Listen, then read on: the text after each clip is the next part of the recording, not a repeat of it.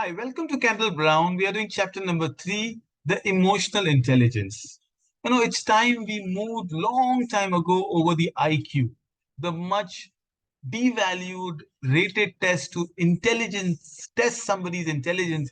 And I think we moved to PQ's personality quotient and AQ's attitude quotient. But what is the most stable part of it is the EQ part, is how resilient you are to accept the change, which is why the chapter is also under environment, because the environment shapes a lot of your EQ.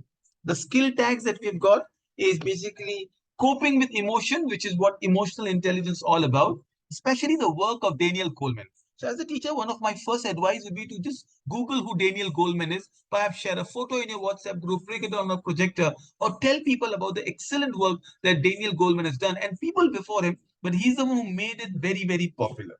Well, what is EQ? EQ is essentially every kind of emotion that you can understand, evoke, withstand, and then you can relate it to others. Major part of your EQ is how you are aware of yourself. The self-awareness question is perhaps the most popular part of EQ. But not just your self-awareness, it's also your social awareness. So how strongly are you, relating to people around you? How are you recognizing others' feeling? Is your friend feeling down? Is your teacher depressed? Or is she in a bad mood? Not the best time to ask for some leaves or concession with your boss. This is your social awareness, which is the environment we're talking about. But it's not just these two.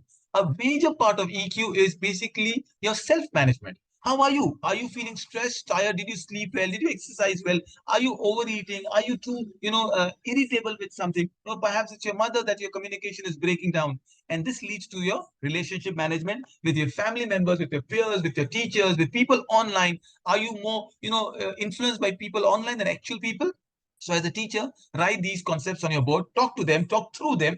And a good EQ tracker is these beautiful areas we can speak about. In fact, a teacher told me, sir, this itself can take my full 6 months or year. I said, well, it will take 10 years and our EQs are not good. But remember, this is a small exercise we are asking them to become aware of it. Number one, you can write it down into a blog and say, okay, how do you track your mood during the 3 parts of the day? It could be like, just getting up, pre-breakfast, breakfast to lunch onwards the rest of the day, or you can even add a fourth component, how active you are in the last part of the day post 6 o'clock or dinner. Mood tracker.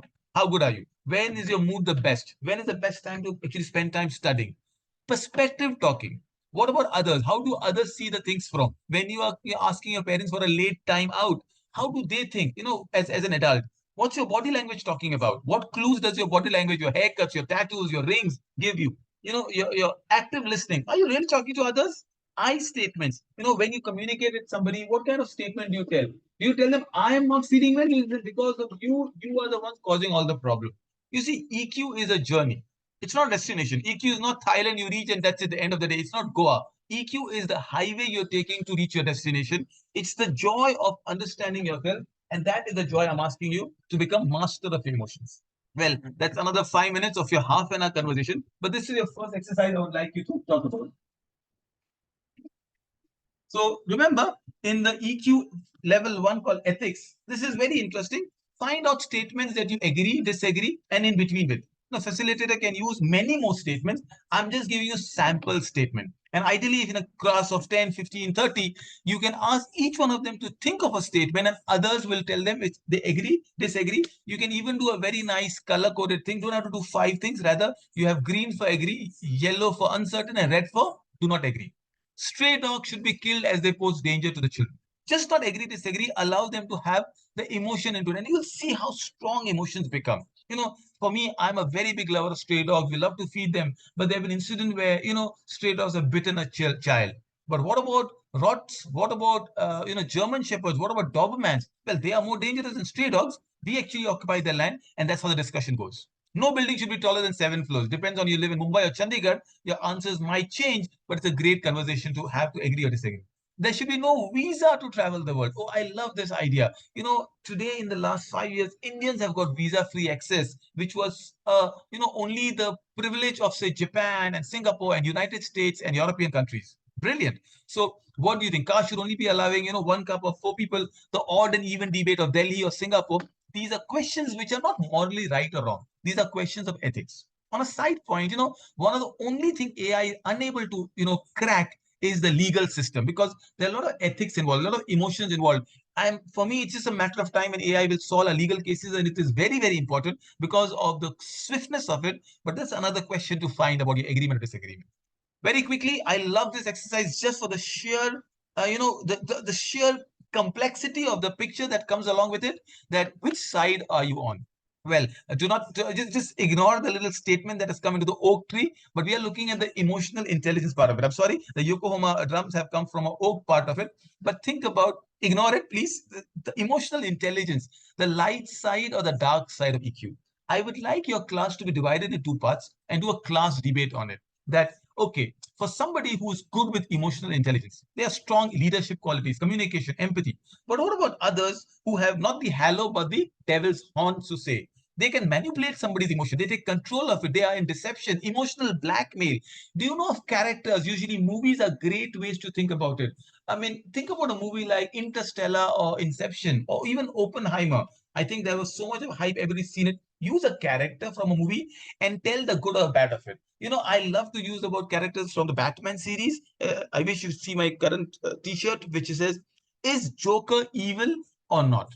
Has he just been, the society has pushed Joker to be the kind of person he is. He's been abused, maligned, laughed at, and that is why he is now seeking revenge on people. It's a great conversation to have on EQ, and trust me, this will have, and they will come up with examples from their current animes, from people from the world we don't know. It's great time to sit back and let them take lead of the discussion. Finally, the only thing I think situational EQ is very good. How can we be patient when situation cannot be changed? I always say patience is not waiting for a line at a dental clinic. Patience is what you're thinking when you're waiting in the line, because you can't do anything about the line, right? So there's some really tough situation for somebody, losing the job or somebody losing a parent. What kind of EQ are you going to use? There's a small chart, a triangle there, which says besides the EQ you need and the IQ we spoke about, you also need something which is very important called AQ, which is right now called adaptability. How are you going to adopt? The AQ part, it says, this is very important. You can't change the situation in an examination, or it's raining and you have to go out. But what do you think when it's raining, right? What are the areas you look at? And then good leaders have this something called XQ, which is something very nice called the execution part. I can sit back, daydream, I can have some amazing ideas, but unless and until I can get up and finish those charges, it is said nobody has conquered the shores by sitting on the beaches. You have to get up. So how do you deal with somebody you don't like? Oh, I had a friend in college who I hated, but he was just hanging around me. He would irritate me. He would tell jokes. He was my fan, and if I'm not, overestimating myself, but how do I deal with somebody I don't like? And these are great EQ perspectives. Hopefully, as an educator, as a parent, you will take this forward and have lots and lots of amazing conversations around EQ. Trust me, the moment you can make your EQ stronger, you already are intelligent and you're growing places.